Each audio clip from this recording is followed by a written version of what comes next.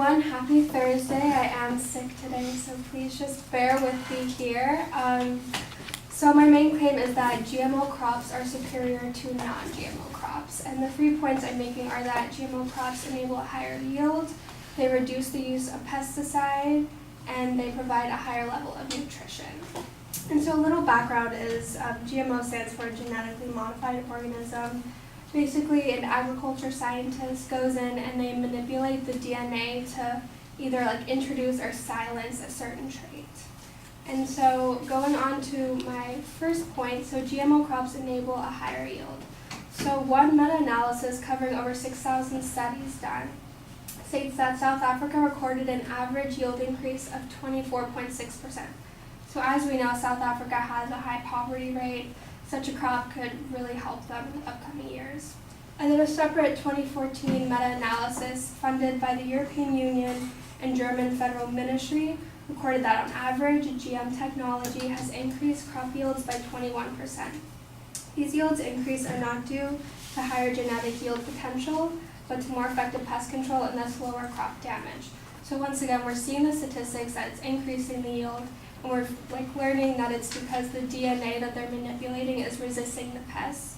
So it resists the damage and loss, which is kind of part of the process, but it's reducing it, and then it's also reducing the pesticide that's used. So that leads me on to my second point.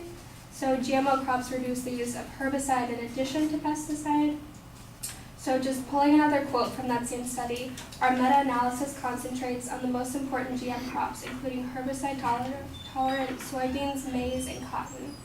GM crops have reduced pesticide quantity by 37% and pesticide costs by 39%. So basically, all of us are consumers in this room. We're biting into an apple, let's say, that we bought from the grocery store. We're actually consuming less herbicide, which as we know is harmful to human cells.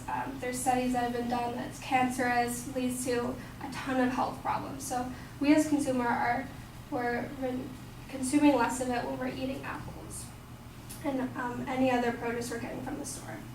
And so to sum that up, on average, GM technology adoption has reduced chemical pesticide by 37%, increased yield crops by 22%, and increased farmer profits by 68%.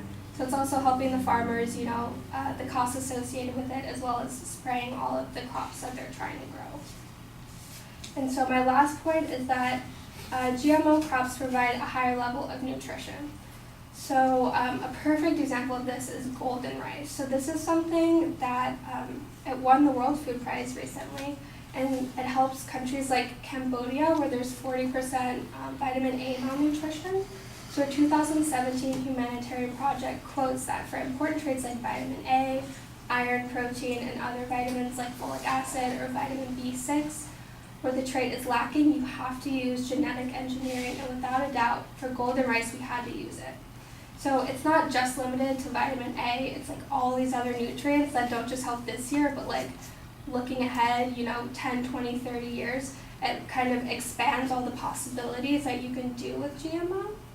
And then my last quote is from Dr. Heffernan, Director of Nutritional Sciences at Cornell, claims that studies using transgenic rice that have been biofortified with iron contain 3 to 4 times as much iron as their wild-type counterparts.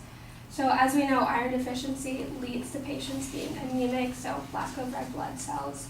And basically what she's saying is that you have 2 rice. One is GMO, one is wild, and they're similar in every single way possible, except the GMO one has 3 to 4 times as much iron. So helpful to us as humans. So to conclude and reinstate, my main claim, GMO crops are superior to non-GMO crops.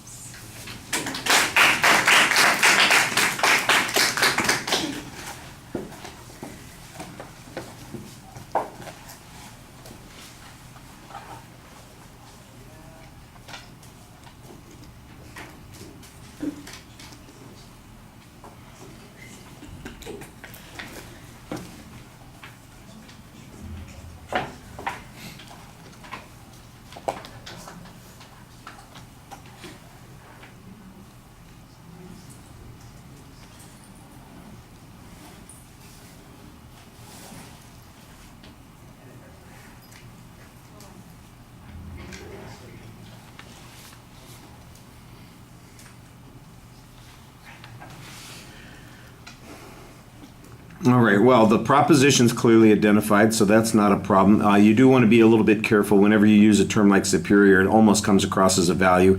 It's probably an easier way to express it. Genetically modified crops have significant advantages over traditional crops. That's the same issue that you're presenting, and you've avoided a term that might be a little bit confusing. I wasn't confused because I knew how you were using it in the context of the secondary claims, so it seemed like it was okay. The controversy on the argument, I think, needs to be developed a little bit more. Why do we need to make this argument? There are critics of genetically modified organisms. There are people who hesitate to use them.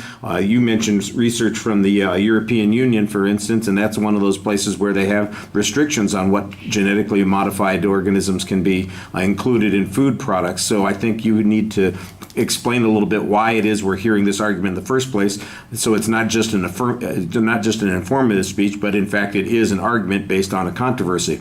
There's a good preview of what the supporting structure is going to be, and you signpost those points very clearly in the body of the speech. You're dependent on the 2 or 3 studies right at the beginning that are a meta-analysis, which basically is an attempt to collate information from a variety of resources and arrive at a conclusion that seems like it's consensus based on those studies. And I think that that's probably a good way to go about this. One of the things that you might want to do, though, because there's some criticism of the research that's been done, and there are still people who have reservations about genetically modified organisms. You might want to point out how the meta-analysis addresses the weaknesses of those criticisms, or how it overcomes those problems, or how it addresses those issues. The herbicide issue is largely dependent on, like you said, the yields increasing and the decreased need for pesticides. You kind of assume that there are harms from herbicides, and I don't doubt that there are, but that was kind of a passive thing. You use the example of eating an apple, and I'm going, okay, well, I don't know what the consequences have ever been for the herbicides on apples and what health effects have been documented that result from this. You just kind of take that as a given that there is something there, and I think probably you need to develop that a little bit more. And then the golden rice example that you present at the end is a pretty good example that illustrates the point that you're trying to make here, that there are potential benefits. I like the fact that you added at the end that we can see things down the road where we might be able to fortify other kinds of foods with other kinds of vitamins. And I like the fact that you went past the vitamin A and also added the iron issue, because that seems like it's something that would be important to people in other parts of the world as well. The proof is okay. Sometimes I think you could use a little bit more testimony instead of summary. So the experts that are being quoted are really kind of summarizing evidence that other people have done, and maybe it would be a good idea to directly quote some of those studies. I thought you did a pretty good job speaking to the audience for the most part, despite the fact that you're sick, and you should sit back with a chair if you're sick. Because I don't breathe in my direction, please. And then it's a little brief, but it was clear and to the point, and so that's always a good thing. Thank you.